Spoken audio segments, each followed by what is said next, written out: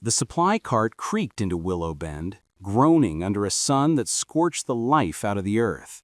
Dust, fine as talc, swirled in a haze, blanketing everything in a soft ochre sheen. It settled on the facades of the tavern and the trading post, on the gabled roof of the clapboard chapel, and on the brim of every hat in town. Willow Bend, it was a place that thrived on dust, where a man's value was judged by the dirt caked under his nails, and a woman's by the quiet she held. From under the cart's weathered tarp, a figure stepped out. She moved with careful grace, as if testing the earth's firmness beneath her boots. She was slender, clad in a simple blue travel dress, faded but pristine. Her gloved hands gripped a small, worn satchel. But it wasn't her bag or her dress that caught the town's attention. No, it was the veil, a delicate ivory lace, pinned neatly to one side of her bonnet, shielding the right side of her face from brow to chin. Her name was Leila Hawthorne, and her arrival, it stirred the air. Heads swiveled on the tavern porch. Miners paused their chatter about silver strikes to gawk. Their eyes, sharp, curious, tracked her every step, each man quietly wondering what the veil might hide. A scar, a sickness, or something far more intriguing. From behind the counter of the general store, Mrs. Carver peered over a barrel of flour, her lips tight with suspicion. Even the churchgoers, spilling out from their Tuesday prayer meeting, stopped to murmur about this enigmatic stranger who just stepped into their world. The whispers followed her like a faint echo. Look at her, hiding something. Where'd she come from? Some say out west, fleeing trouble. Leila heard them all. She felt their stares like pinpricks, but she didn't waver. Her posture was steady, her eyes fixed on the two-story boarding house at the end of the dusty street, its paint flaking under the relentless sun. Her boots tapped a soft, steady rhythm on the wooden walkway, a solitary pulse against the town's harsh whispers. The boarding house smelled of stewed greens and lye soap. Mrs. Tatum, a widow with a face as angular as her chair edges, opened the door. She sized Leila up, her gaze lingering on the veil. "You'll be Miss Hawthorne," she said, her tone flat. "I am. Rooms upstairs, back corner. $12 a month paid up front. Meals at 7 and 6. Be on time. I keep a decent house." The word decent carried a sharp edge. To Mrs. Tatum, Leila's quiet demeanor was a red flag. She sensed a secret, and in a place like Willow Bend, secrets were venom. The room was small, nestled under the rafters, with a single window overlooking a parched alley. A narrow cot, a chipped basin, a lone wooden chair, nothing more. But to Leila, it was a sanctuary. She unpinned her bonnet, but kept the veil in place. Staring into the warped mirror above the washstand, she saw two women gazing back, one serene and whole, the other cloaked in lace and memory.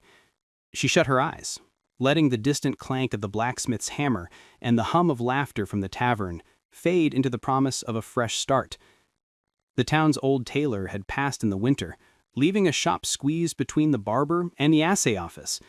It smelled of must and aged cloth when Leila unlocked the door, but to her, it wasn't decay. It was possibility. She swept, scrubbed, polished, and oiled the sewing machine until its metal shone.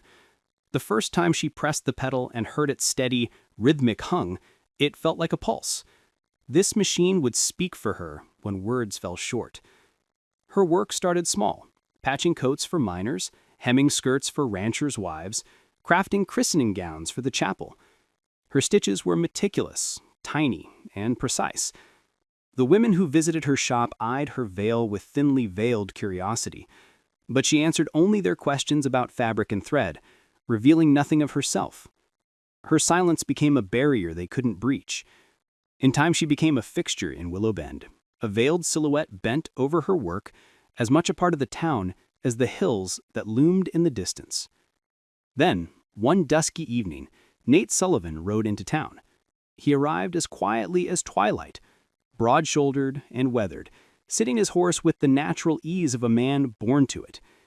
a faint scar traced from his right ear to his jaw, a pale reminder of fights he no longer spoke of.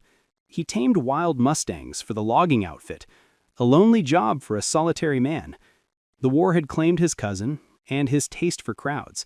When he came to town, he said little, tied his roan mare outside the store, bought coffee and sugar, and left. If the trail dust was heavy, he'd linger for a single whiskey, standing alone at the bar's far end. He was a man of silence and scars. Their worlds weren't meant to collide. His the wide-open plains, hers the four walls of a sewing shop. But Willow Bend was small, and paths crossed easily. It happened on a Wednesday, the sky glowing amber as the sun dipped behind the ridges. Leela was heading home when a shadow stepped from an alley.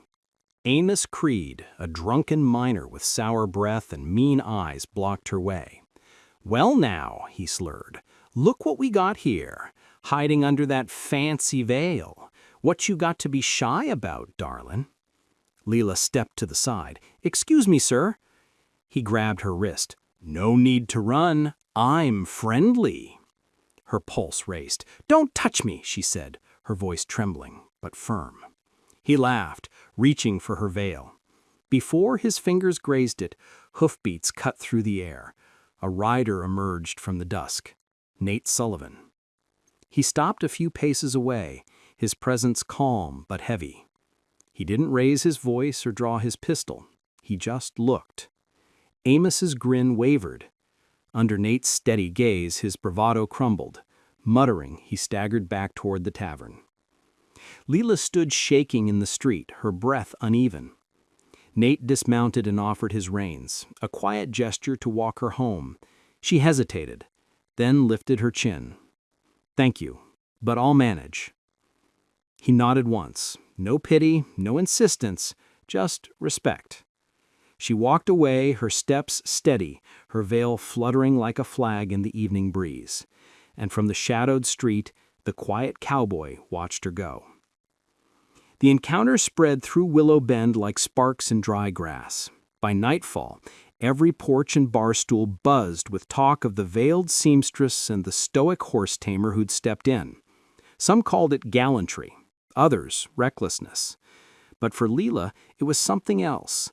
A moment when someone had stood against cruelty without asking for anything in return. She returned to work the next morning, her hands steady on the machine, though her heart stirred with something new, a faint sense of being noticed.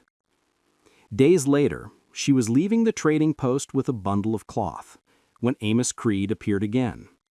The sun was high, the street busy, but no one moved to help.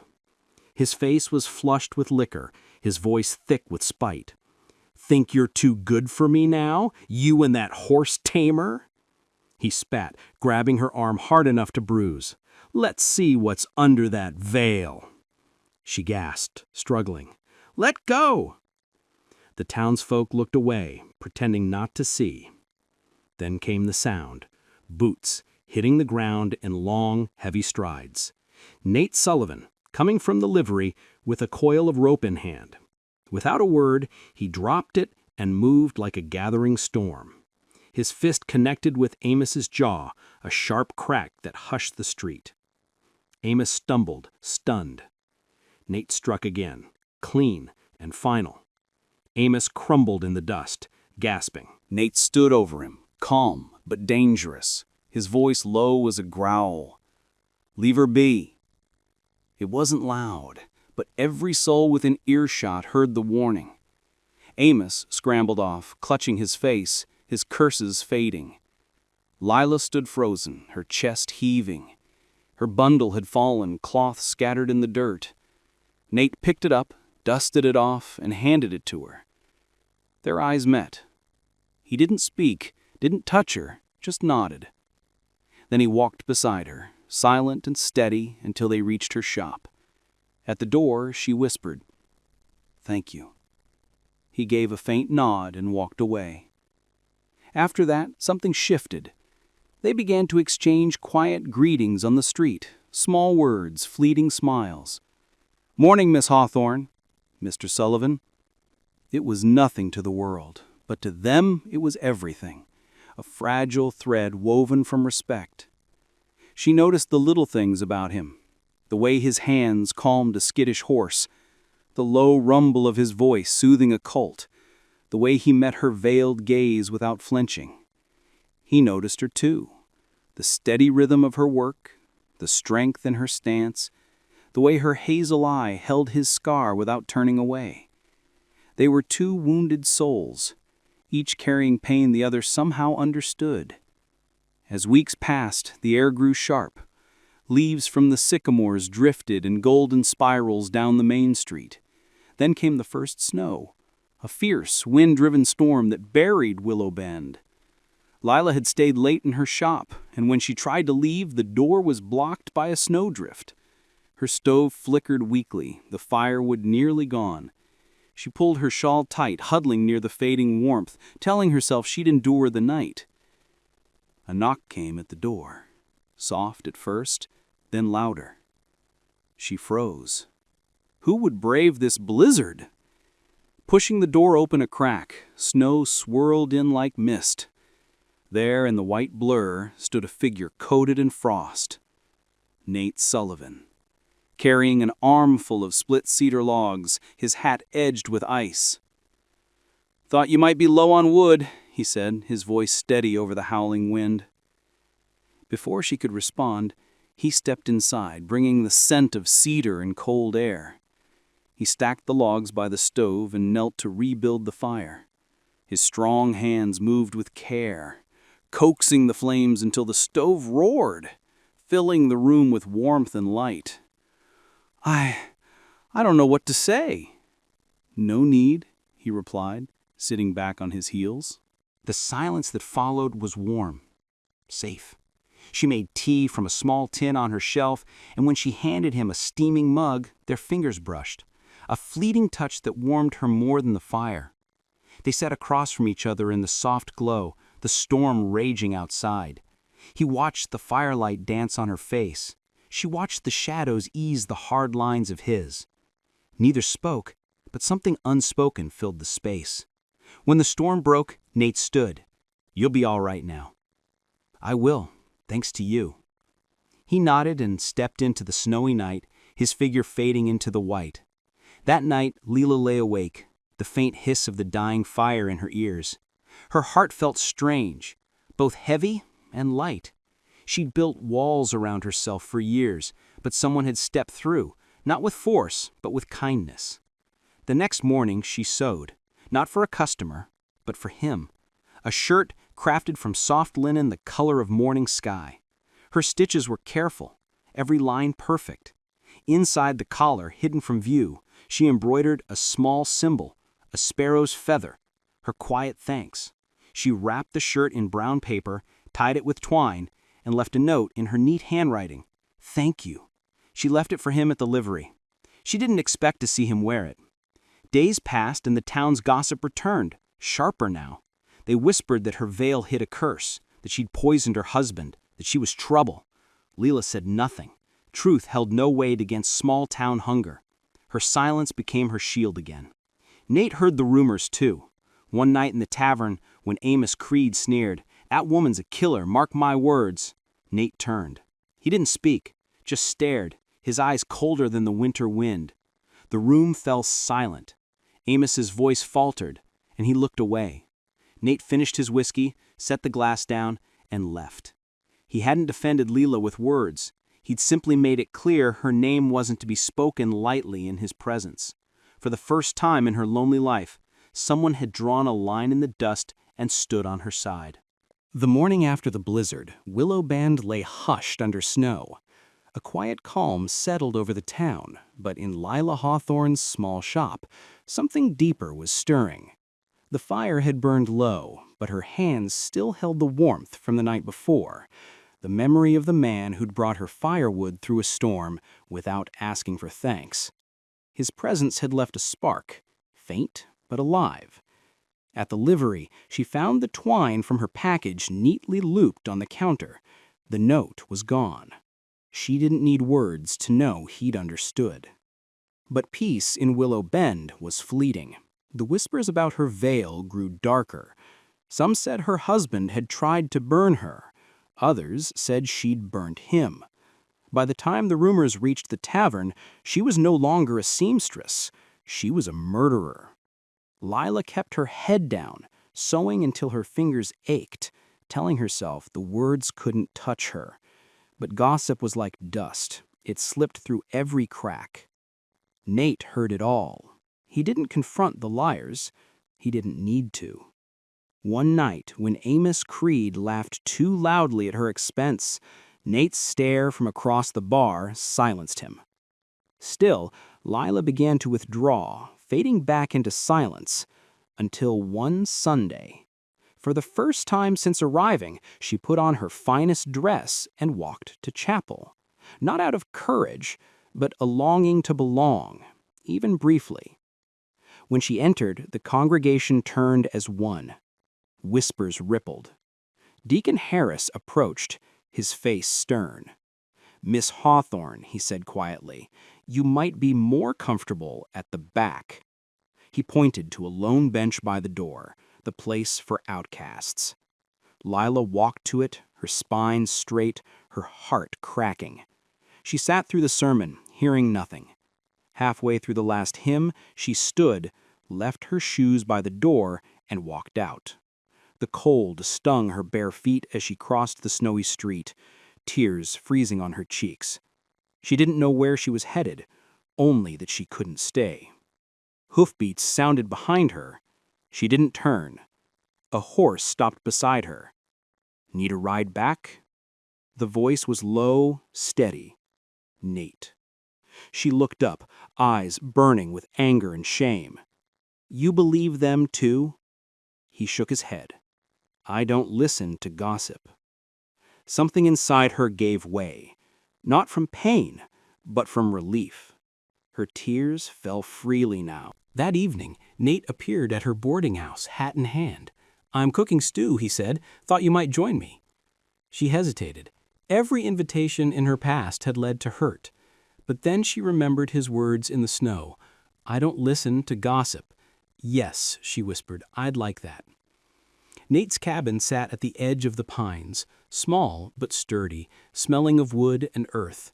They ate by the fire, venison stew and her cornbread. Silence spoke for them.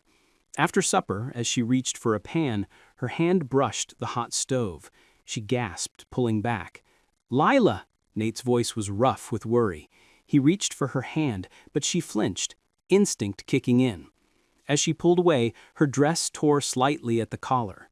For a moment, he saw it. A thick, red scar, snaking across her shoulder, vanishing beneath the fabric. She froze. He said nothing. Didn't look away. Shame flooded her as she turned from him. "Please don't," she whispered. But he stayed still. "You don't have to hide from me," he said softly. The next days were quiet. Lila avoided him, certain she'd seen pity in his eyes. But when he came to her shop a week later, he brought no questions, no pity, just a request. "Got a nephew, turning 10. Could you make him a shirt? He likes green." It was the kindest mercy she'd ever known. A man who'd seen her scars and treated her as whole. The town's gossip grew louder when they were seen together. Soon, Mrs. Tatum delivered the final blow. "I keep a decent house," she said coldly. "You and that horse tamer bring shame. You'll need to leave." That night by the creek, Lila told Nate. He listened, jaw tight, eyes on the horizon. "There's an old hunter's cabin past my place," he said. "Needs fixing, but it's solid. We can make it a home." We. That word changed everything. For 3 days they worked together, turning the rundown cabin into a refuge. They patched, scrubbed, built, and laughed. By the fire that night, its glow painting their faces, Lila smiled, unafraid, unveiled. She reached for his hand. He didn't pull away. He leaned in and kissed her, slow, soft. Years of loneliness melting away. When he touched her scar, his fingers were gentle as a whisper. For the first time, Lila Hawthorne felt whole. Their fragile peace didn't last. A stranger rode into Willow Bend, a bitter man named Jonah Creed, Amos's brother, seeking vengeance. He found Lila in the trading post, shouting that she'd killed her kin. She fled. Nate found her trembling in their cabin, fear carved into her face. The next morning, the sheriff came. "Miss Hawthorne, I can't protect you. Folks are turning. Best you move on." That night, she packed her satchel, but Nate took her hands. "If you go, I go. We leave together." Before dawn, fire crackled. Their cabin glowed orange as flames devoured it. Jonah Creed had found them. Nate pulled Leela through a window as the roof collapsed. Everything, the sewing machine, their home, burned.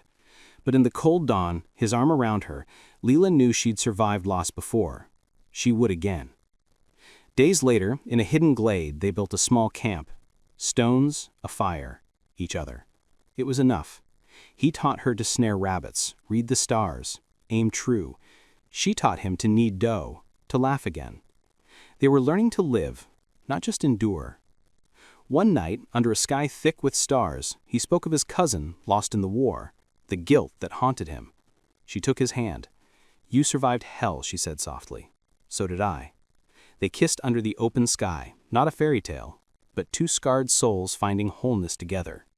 But fate wasn't done. Jonah Creed returned with armed men. At dawn, gunfire tore through the glade. Nate fought fiercely, bleeding, whispering her name. Leela rode through the snow, barefaced, fierce, demanding help from the town that had shunned her. Bursting into the sheriff's office, covered in Nate's blood, she forced Willowbend to see her truth. Not a killer, but a woman who loved without fear. They saved him. He lived. The trial cleared Leela's name. Jonah was sentenced. Justice served. Months later, Leela reopened her shop, unveiled. One evening, as the hills glowed golden, Nate climbed her porch with a small silver ring. "I don't have much, but if you'll have me, I'd be honored to be your husband." She looked into his steady eyes, the ones that never looked away. She said, "Yes." They married by the creek, under open sky. No veil between them. That night, in the warm glow of a lantern in a borrowed tent, she smiled, her scars soft in the light. As she loosened her dress, she whispered, "Don't look away." He didn't. Not then. Not ever.